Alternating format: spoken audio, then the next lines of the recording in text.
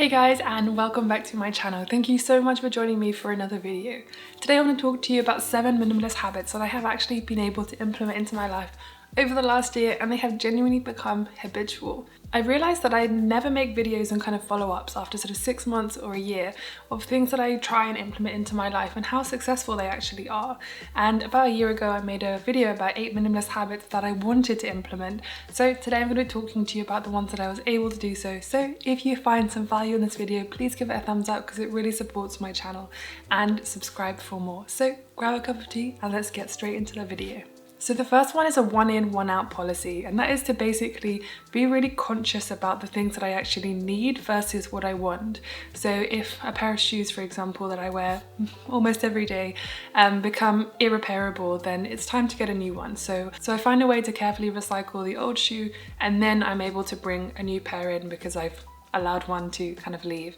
And I've really been able to implement this into my life in a really positive way, and it's made me incredibly mindful about my own consumption, about how grateful I should be that I have such wide access to all of these different things, and to truly value the stuff that I have in my life. So the first one, 1 in, 1 out, has definitely been something that has stuck. The second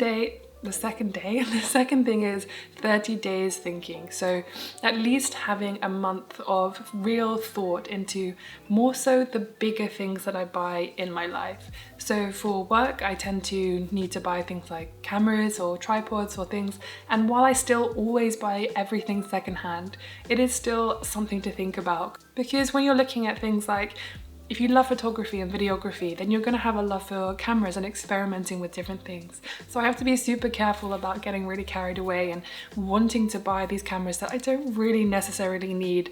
And I have found that these 30 days thinking has often led to actually a couple of months of thinking, and I end up only buying a new camera if I actually need it after several months of really sitting on it and thinking about it. So thinking about something for 30 days has had a massive impact, although I usually only use it for really big items that will, 1, cost a lot of money, 2, I really need to consider carefully whether I actually want it, and 3, obviously saving to actually be able to afford to buy that thing.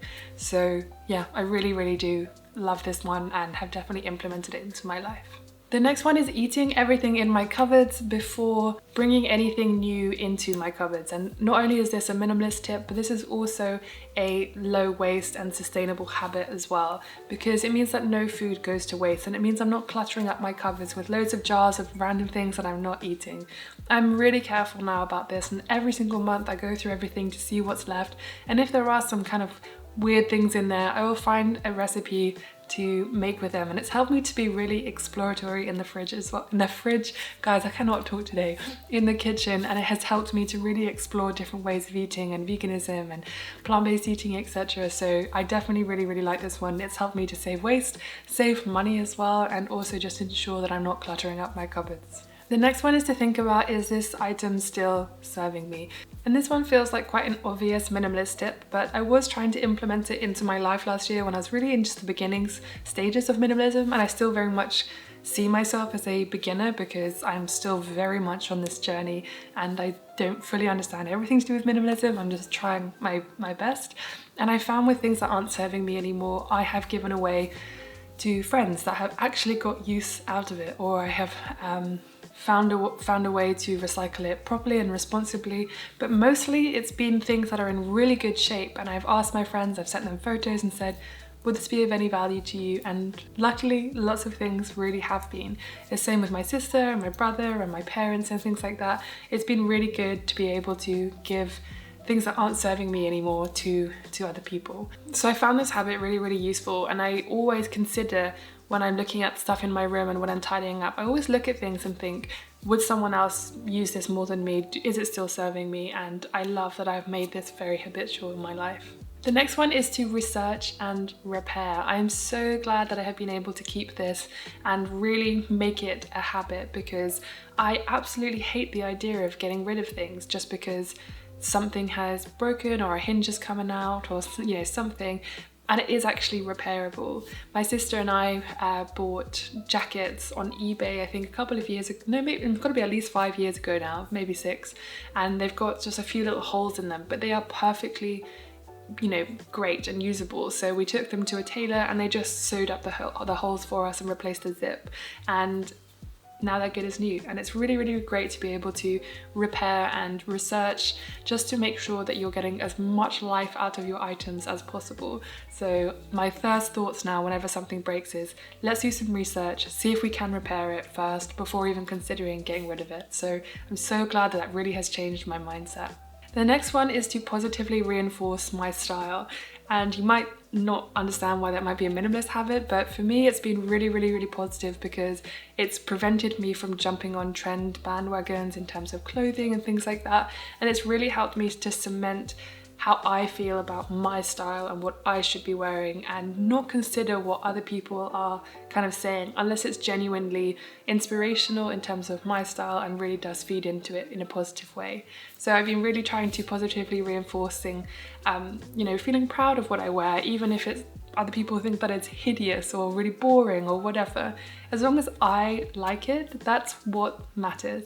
And I've been really, really like good at not buying new things over the last year. I bought quite a few thrifted things, but not so many that I don't wear them, and I'm just really proud of that, and I'm just really glad that that's definitely something that's become habitual. And the last one is a kind of this versus that thing. So I've got into a really good habit of questioning when buying something, if I buy this, what could I do with that money instead? So if I bought like a new tripod, for example, when I didn't really need it, I consider what I could have spent with that money on doing something like getting a train to Paris or going on an adventure or doing something rather than buying a thing. And I've been really good at managing to actually implement that into my life, because I now consider all the things that I could be doing rather than the things I could be buying for that same amount of money. And I've really got into things like walking and hiking, and that doesn't cost anything unless you're going really, really far, but I don't tend to go too far.